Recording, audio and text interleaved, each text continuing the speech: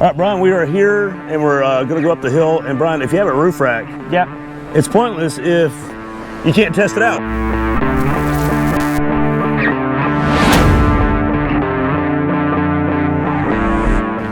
Wow, man, that is a serious obstacle.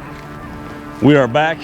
It is time for another hill test. That obstacle's getting pretty serious in our hill test. But we keep testing the vehicles, and we've got a good one today. In fact, so good, some would say that it's not just prime time, it's prime Meridian time. Am I right? Sure, if you say so. Look, it's a cheesy intro, but I love this thing. Mazda, 2024 Mazda CX-50 Meridian Edition. We drove this thing a year ago, Craig, and we said, why isn't there a Meridian Edition? And they said, we're working on it. Well, here it is. It's finally arrived. And if looks could kill, this would be murdering people. I'm telling you, it looks so awesome. The proportions are phenomenal.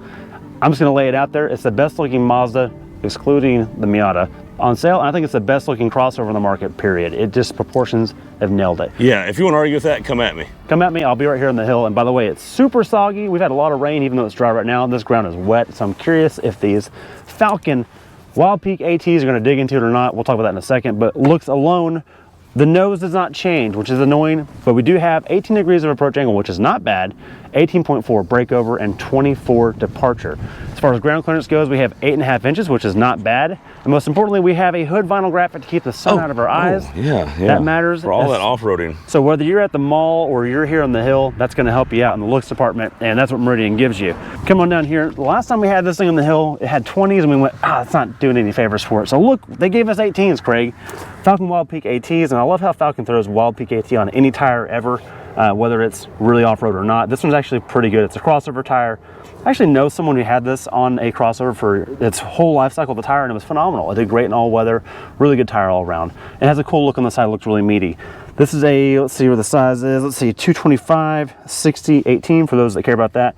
And the wheel looks a lot like a ZR2 Chevy Colorado. You notice that? It does look a little bit like that. Design, I kind of like it. I like it's awesome. It's a good look. It would look good with black lug nuts, though. Oh, well, those are in the back of the car. That sold you. Yeah, it came with that. So, on the side, you have cladding all the way down to not only tell people, hey, I'm not afraid of mud, but also to help you if you scratch or you get hung up on something. This is actually going to help keep you out of the body shop. You can just replace that panel. It's actually really thoughtful. Those that complain about black cladding, shut it. This is really good if you care about off-roading. It's actually very helpful. Good design work on that, and it continues all the way up over here with the Meridian Edition. And big beefy mud flaps trying to keep some of that debris off of your fellow highway drivers and mall parkers. Well, when you do the Instagram camping, you have to go with other people you don't want to throw rocks on. It's a considerate thing to do. I like that. Also, speaking of Instagram, Craig, holy crap, look at this thing. What is that? Wow. Golly, that's a lot of roof rack, and it's ready for a tent. And you can look, these are beefy mounts on it. I don't know what the rating is. I can't find a weight rating on it. The way we're going to rate it later is I'm going to ride up there on the hill, up it. Are you? Yes. That'll be the closing for the show. Stay tuned. Okay, we'll do that. I think it'll work for that. The good news is it's really noisy on the highway. It is that. Yeah, honestly, for those of you that drive these things every day, hats off to you. You must not do highway driving, or you're braver than I am. It's noisy as hell. But look, it does the job and it looks the part. Coming out back, we've got a big old turbo badge, and that's going to help us up the hill because it's got 310 foot-pounds of torque. Holy crap, that's a lot. And that's good for off-roading because the top end is not great. It's good for torque though. Let's use that. Speaking of that, let's hop in the interior and see if there's any off-road goodies. All right, Brian's hopping in there and he's gonna go through all the modes we have. We actually have a few goodies to play with here. Might be kind of surprising to you, or maybe not. A Meridian Edition should have something else you would think, and it does. Brian, what do we get? Let's show them. Come on in here. We have the traditional gauges that Mazda's had for a while. No complaints there, I like that a lot.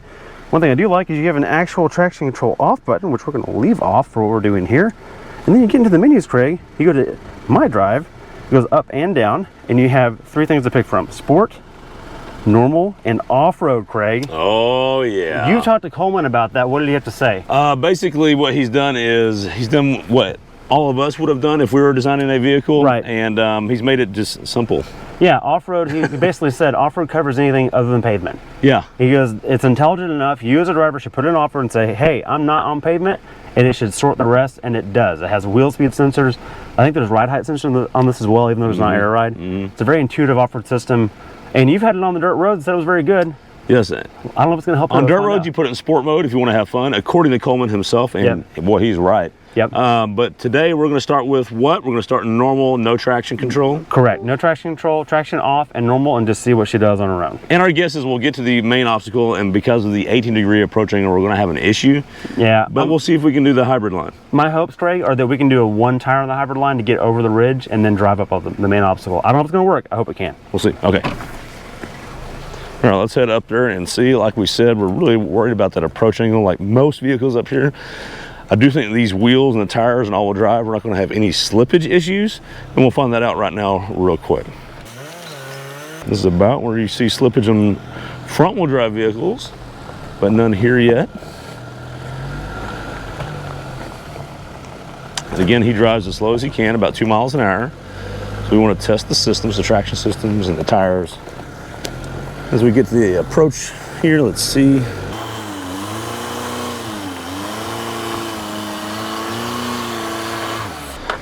All right, and we have the dreaded fear we've had for a while, and this angle is just not enough here. Right here, we're gonna hit that. If this was up maybe 2 more degrees or a couple inches, or if we had a little spacer lift, we'd get over that, but we're just not going to. Now, Brian's favorite part, see if we can get down here without falling. In a weird way, the rain has made things grippier, less slippy and grippier. Yep. So we got to it, no problem. You drove 2 miles an hour, 0 issues. No issues, and hey, praise the Mazda. This is a 6-speed auto. There's no CVT to worry about here. I am able to left foot brake without any intervention. With really? Yes. Okay, see, and that's where Mazda just gets it right. They know you need to do that. They don't cut you off. And look, I'm talking to everybody else. Off-road, if you can drive through the brakes a little bit, is very, very helpful with controlling wheel speed going around. So much more control. Yeah. It gives you some tricks as a driver to get. And then what it did is it allowed us to get to the very edge before ripping anything off without being violent with it. Right, and this is turbocharged engine on idle. It makes enough torque to get up things like this without a problem. I think if we had 3-inch spacers, like a lot of people are going to do to these things, we'd be up when it'd be just enough to get us over this. But it's not. So Brian, let's try the hybrid. Let's do it.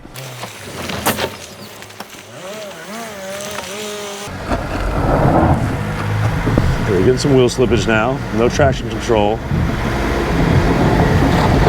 It's still figuring it out. Wow.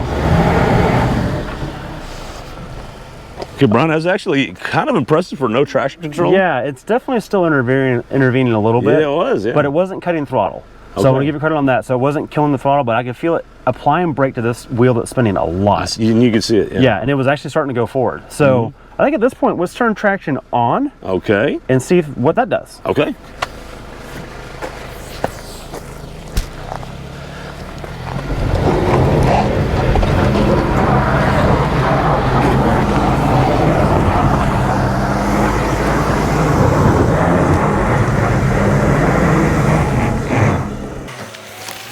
All right, Brian, that was interesting. Yeah. Not really a whole lot better. About the same. In fact, I think I had more wheel spin than when it was off. So I don't know what's up with that.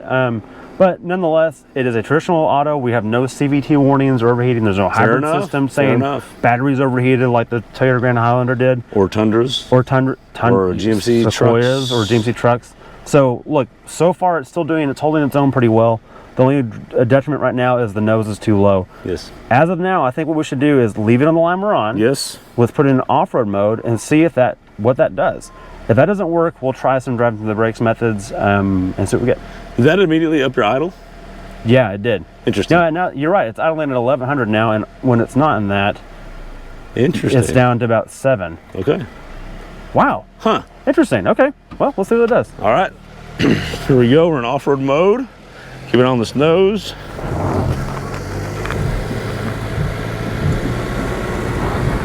Oh, wow.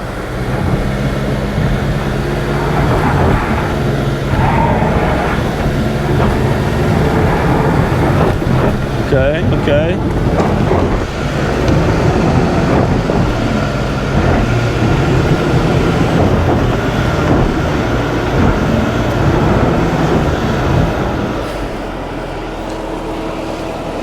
All right, so Brian, I think what we need to do here, you definitely got a wheel in the air pretty good. Okay, it's trying real hard. It's plowing maybe slightly, and that's not helping things. It's not ruining anything right now. Okay, you're fine. We're safe. Well, maybe let's reset a different line. Maybe we can get a little bit farther over and then cheat a little bit. Then cut it. Okay. So we're going to try that just because we're not going to. We're just digging too much. We don't want to dig. So I do think I could intervene with my left foot a little bit, but not a whole lot. It's braking a lot on its own. But it definitely made a difference. It came right up. Got like 2 more feet. It's almost like putting lockers on. It just went whoop to that point. So. And you can see here where it really dug down. And because again, it's so soft right now, it's just digging deep, and so then it can't go past this point. So we're gonna try to reset and see if we can't solve that problem.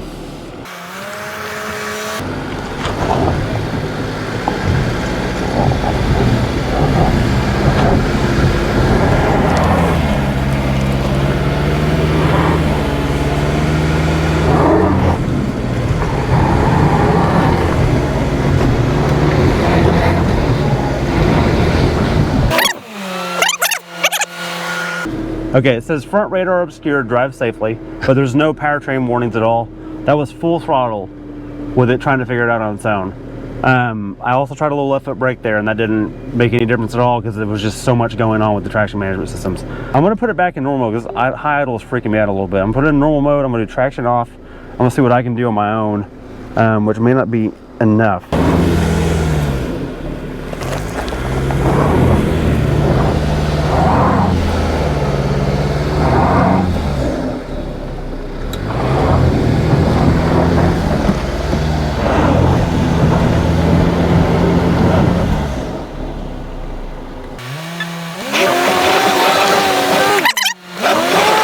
Hey, driver.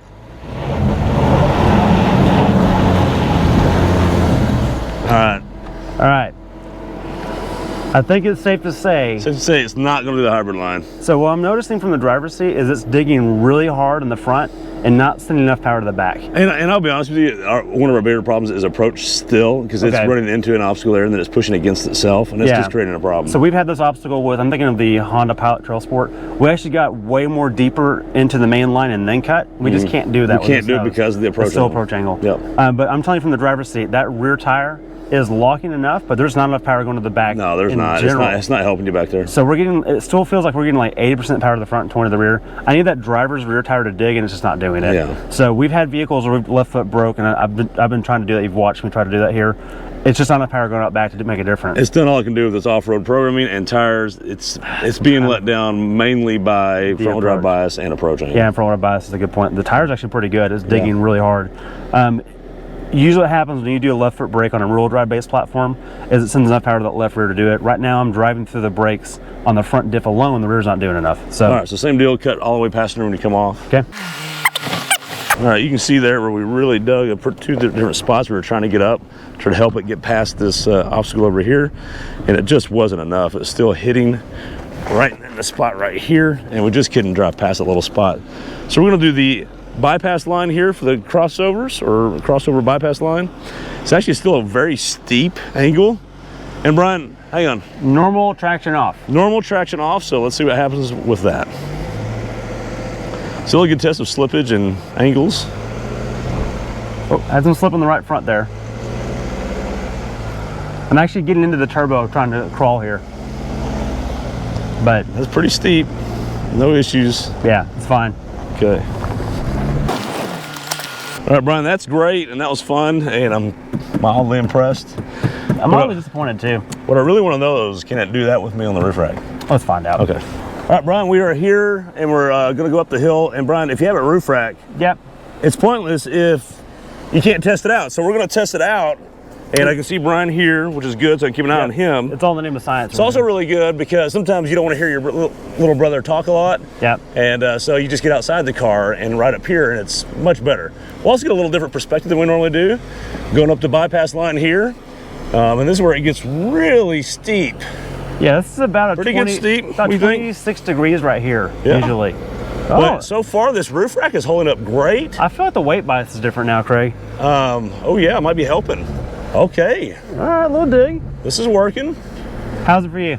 Very good. I would say, hey, this package works. Not a bad roof rack, huh? Not bad at all. All right, so overall, to close this, Craig, I think as far as off-road packages go, we were expecting a little bit more out of this package, but the roof rack excelled excessively. It did great, and look, we test everything on this channel. Thanks for watching. Please be sure to subscribe and like. That's how we can do more of these.